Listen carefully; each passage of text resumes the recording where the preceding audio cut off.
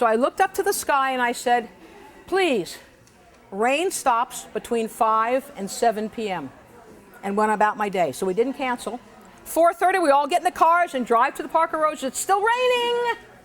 And we still have our umbrellas in the car because I am a work in progress, okay? And we get there about 5 minutes before 5. It stopped a little bit, but it's still drizzling. We walk into the Park of Roses and we see this beautiful white little gazebo here. And we thought, well, this would be a wonderful place to have our little talk. And then we started looking for a place to spread the ashes. All of a sudden, true story, the rain stops. And I looked at my watch and I said, oh, guess what time it was? On the dot, 5 o'clock. I looked up to the sky and I said, thank you very much. Then all of a sudden I got this fear, this shiver, like, oh, something's wrong. And it just all of a sudden dawned on me, I don't know why now, but our youngest grandchildren, ages 4 and 5, how are they going to react to seeing Mama and Baba as ashes? Are they going to freak? Is it going to be traumatic? And just as I was thinking about that, my older daughter, Andrew, was talking to both of them, Ainsley and Marissa, or rather Ainsley and Mason, and was saying to them, you know, guys, Mama and Baba have always been with us, have always loved us and helped us grow. And now, wouldn't it be nice that they can help the roses? And wow, I all of a sudden became very secure and very safe. So we spread the roses, and we had just a little bit of the ashes left, and little Mason, who was I think 4 years old at that time, he grabbed his daddy's hand, and he pulled him way down to the end of the rosebush row, where there was a tiny little rosebush, kind of struggling. And he goes, Daddy, Daddy, this little rosebush needs some mama.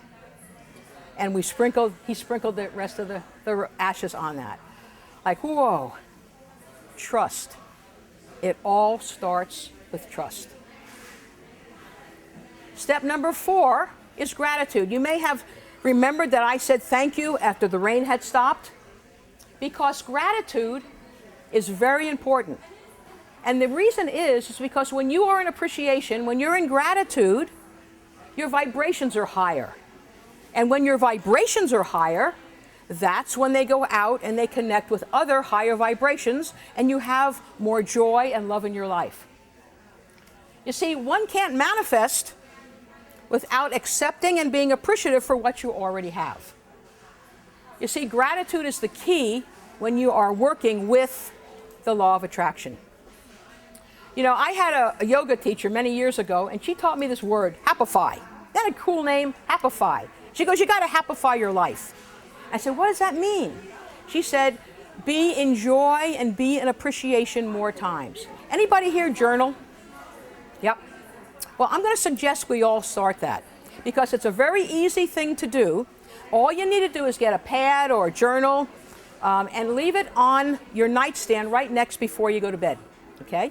And every night, write down at least one thing that you are thankful for that day. And it can't be my family or my friends. It's got to be something that happened that day. And you'll find yourself maybe doing 2 or 3, but maybe do at least 1. Now, at first, it's going to be a job. I mean, I've had to get out of my bed. I got to think of something, But after a while, you know what happens is that it makes you feel so good, the next day you start to look for more things that will make you happy. Oh, I can put that in my journal tonight, kind of attitude. And you'll find yourself being more and more looking and finding more things to be appreciative for. And you know what a good side effect of this is?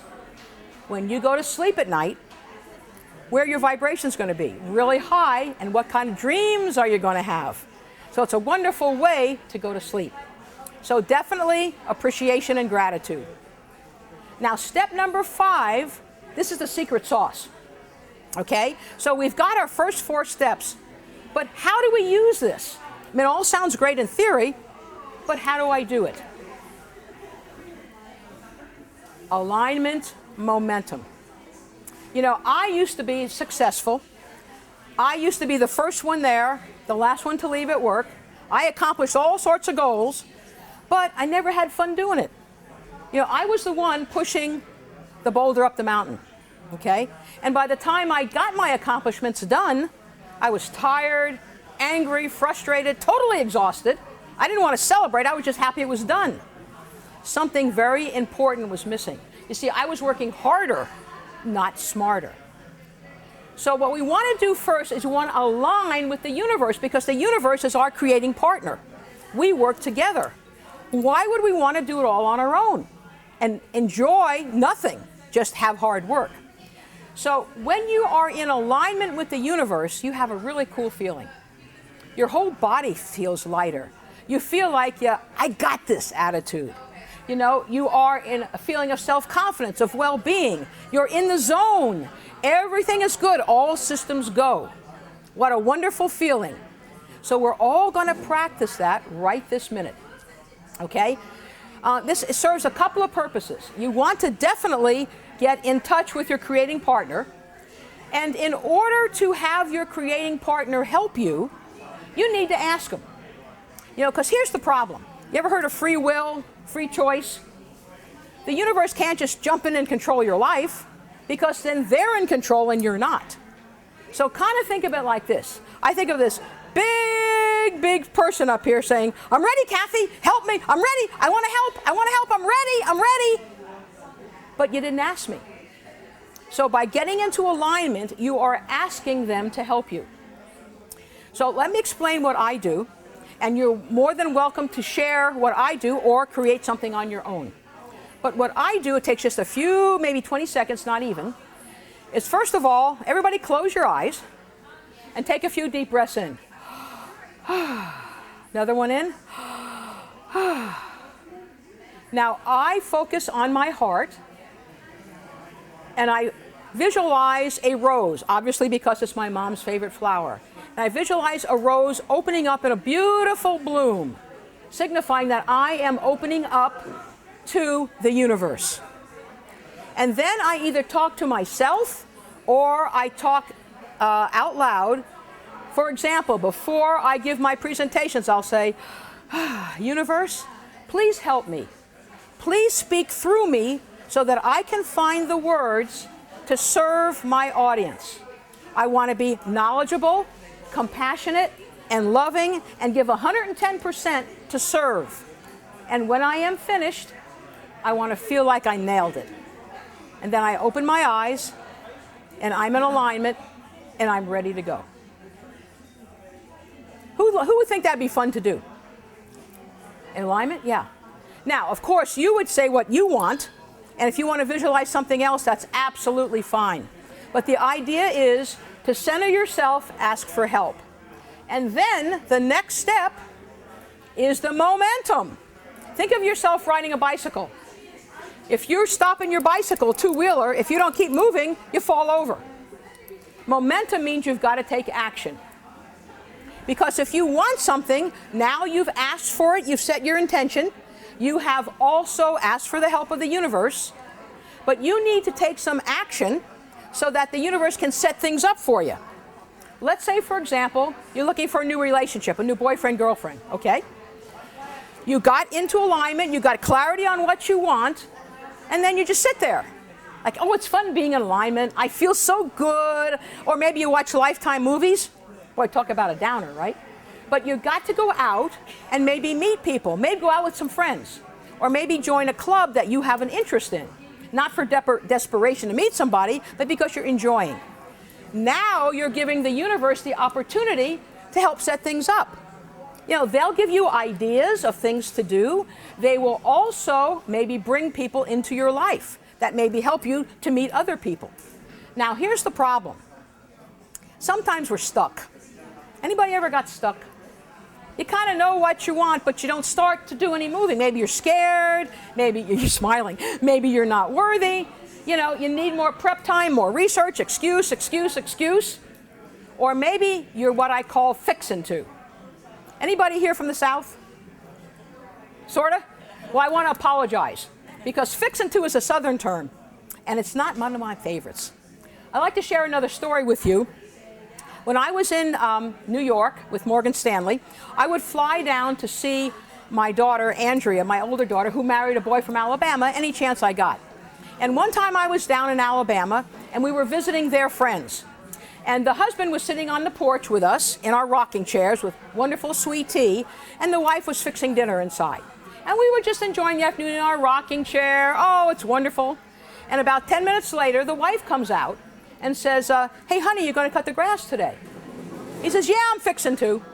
And he goes back into our conversation with us. Okay? Another half hour goes by. She comes out again, and now she's starting looking like that lady. And she says, honey, what about the grass? And he goes, honey, I told you I'm fixing to. You think the grass ever got cut that day? Now, he was in alignment with us and enjoying us and doing the action talking with us, but not in cutting the grass. So my point here is, once you ask for help, then you need to start action and moving forward with that. So what I'd like us to do as homework, anybody like homework? Yeah, I love homework. This weekend or Monday, I'd like you to think about an intention. It could be some of the ones we talked about earlier, or something you want. Okay? Get into alignment, and then write down 3 things that you are committed to do as action steps to move forward. Okay? So right now, I'd like you to think of one intention and just one action you're going to take. One intention, what you want, and one thing that you're going to take. Okay? Anybody got a suggestion? You're smiling over here. I'm going to pick on you. What thing do you want?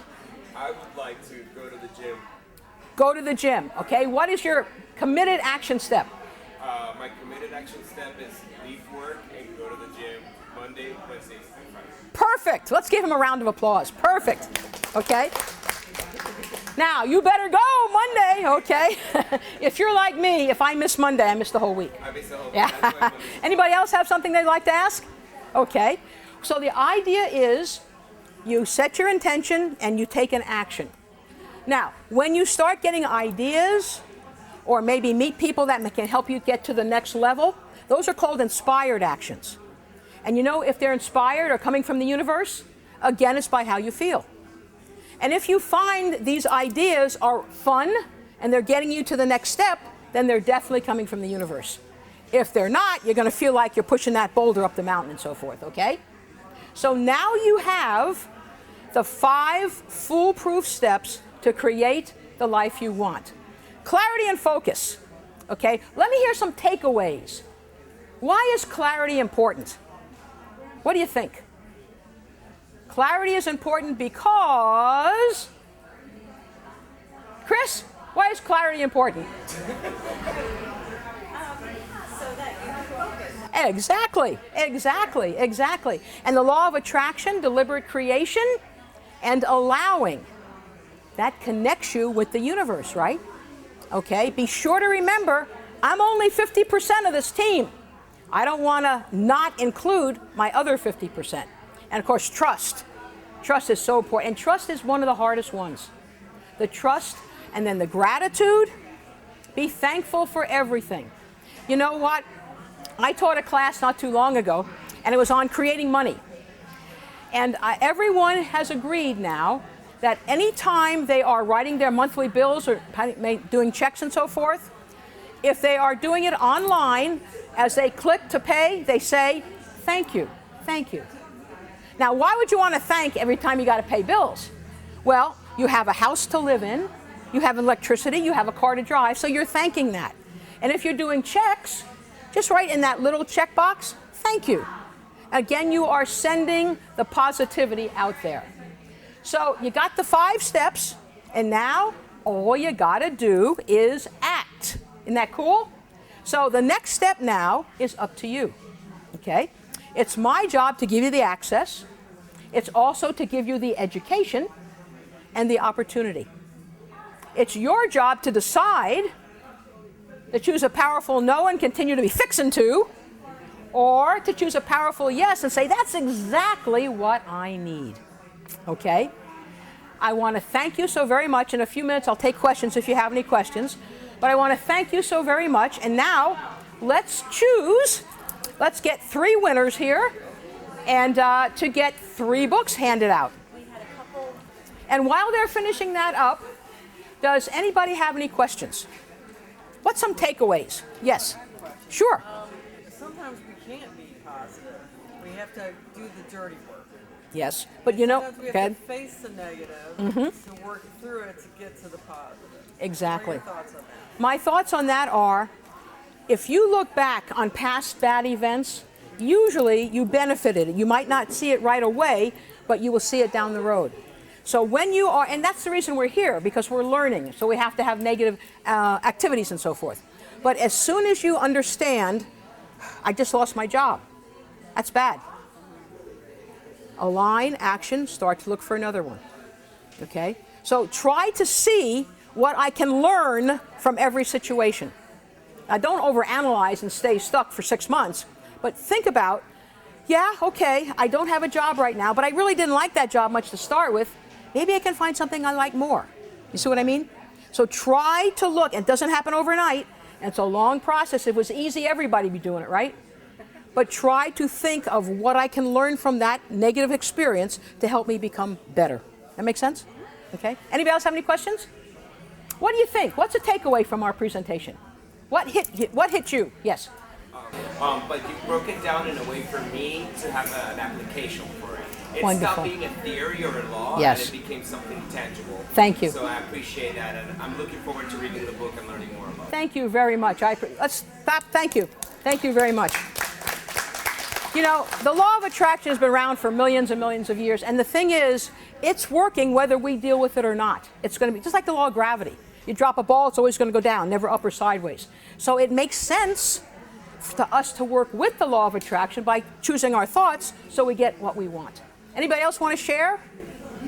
When do we get started? Right now, right now, right now. You know, I do my coaching, I do individual coaching, group coaching, and so forth. I love speaking. If you have any places you'd like me to speak, please give me a call. My booth is number 206, and anytime I start a coaching program, I always give a free consult first to see if we mesh. So you're all welcome to talk to me, and we can get that scheduled. Thank you all so very much. I appreciate it. Thank you.